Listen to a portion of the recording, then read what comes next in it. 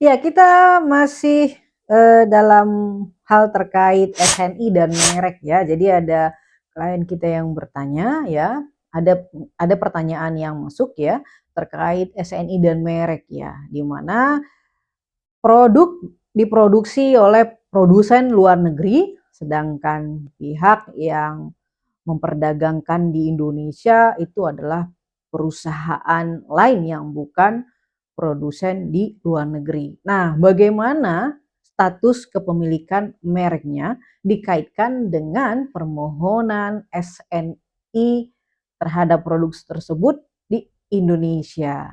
Nah, ini pertanyaan yang sangat banyak sekali ya, sebab aturan SNI ini sedang berlaku dan sudah harus diterapkan terhadap semua pelaku usaha. Nah, terhadap produsen luar negeri ya yang tidak memperdagangkan merek yang diproduksinya di Indonesia, maka merek tersebut harus dimiliki oleh si produsen luar negeri.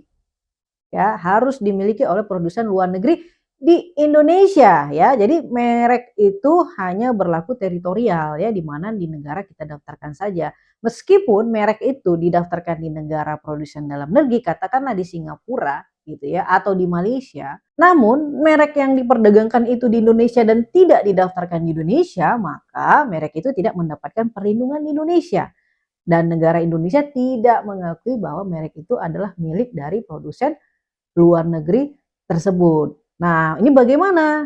Apa yang harus dilakukan? Yang harus dilakukan adalah produsen luar negeri harus mendaftarkan mereknya di Indonesia atas nama produsen luar negeri tadi ya. Pemohon merek itu kan bisa perusahaan asing ya, bisa warga negara Indonesia, bisa badan hukum yang berkedudukan juga di Indonesia. Nah, terkait SNI itu diwajibkan produsen luar negeri menjadi pemilik merek yang mau diajukan permohonan SNI. Oleh karenanya, produsen luar negeri harus segera mendaftarkan mereknya di Indonesia kalau memang belum didaftarkan di Indonesia.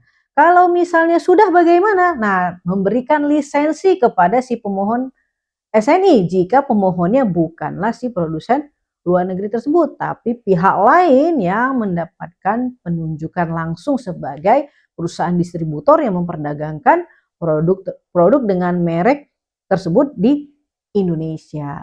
Itu aturannya ya. Jadi cek dulu ya, apakah merek itu sudah didaftarkan di Indonesia atau belum ya. Kalau misalnya belum, segera daftar. Kalau misalnya sudah atas nama produsen luar negeri, maka produsen luar negeri harus memberikan lisensi kepada si pemohon SNI ya. Jika berbeda pemohon SNI-nya. Nah, pemohon SNI ini haruslah memegang surat pencatatan perjanjian lisensi. Jadi tidak hanya perjanjian lisensi saja yang dipegang ya, tapi juga harus diteruskan ke DJKI untuk mengajukan permohonan pencatatan perjanjian lisensi merek. Nah, nanti dapat sertifikat pencatatan perjanjian lisensi merek, itulah yang dilampirkan pada saat pengajuan permohonan SNI. Gitu. Nah, selanjutnya ya, ada pertanyaan, jika merek tersebut bukanlah merek milik si produsen luar negeri ya, tapi milik dari perusahaan lain yang meminta produsen luar negeri untuk memproduksinya. Seperti maklun lah contohnya begitu ya, maklun suatu produk, apakah ya produsen luar negeri harus juga sebagai pemilik merek tersebut. Nah, di dalam peraturan SNI yang berlaku saat ini, pemohon SNI ya, jika produsennya dari luar negeri, maka merek itu harus dimiliki oleh produsen dari luar negeri. Nah, jadi prosesnya sama ya, harus dimiliki oleh perusahaan luar negeri. Jika merek itu sudah atas nama perusahaan lain atau perusahaan yang meminta maklun ya, nah maka perusahaan maklun itu harus mengalihkan dulu merek tersebut kepada siapa? Kepada produsen luar negeri atau kepada produsen luar negeri dan si perusahaan itu sendiri. Jadi kepemilikan merek itu boleh lebih dari satu entitas ya. Nah, entitas misalnya individu dengan individu ya, atau dua perusahaan. Contoh perusahaan asing dan perusahaan dalam negeri itu bisa.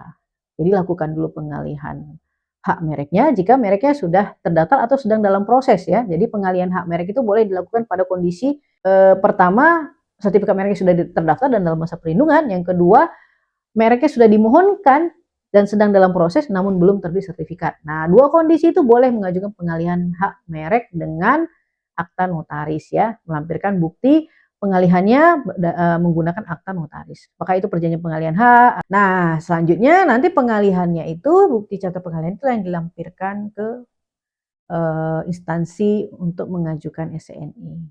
Begitu ya. Jadi apakah bisa menggunakan letter of appointment ya, surat penunjukan sebagai distributor saja tanpa harus merubah kepemilikan jika mereknya sudah terdaftar, atau tanpa harus mendaftarkan merek itu jika memang merek itu belum terdaftar.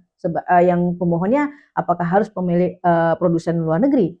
Ya, iya harus ya. Aturannya begitu ya, aturannya begitu. Jadi harus dicek dulu mereknya statusnya apa, apakah sudah didaftar atau belum. Kalau sudah didaftar apakah masih dalam perlindungan, kalau belum segera daftar. Kalau sudah didaftar tapi belum terbit, cek statusnya. Apakah ada usulan penolakan ya atau ada keberatan gitu ya. Karena ada beberapa tahapan-tahapan itu membutuhkan respon kita yang cepat sebab ada waktu untuk kita meresponnya. Jika lewat ya maka hak kita akan tidak bisa kita gunakan.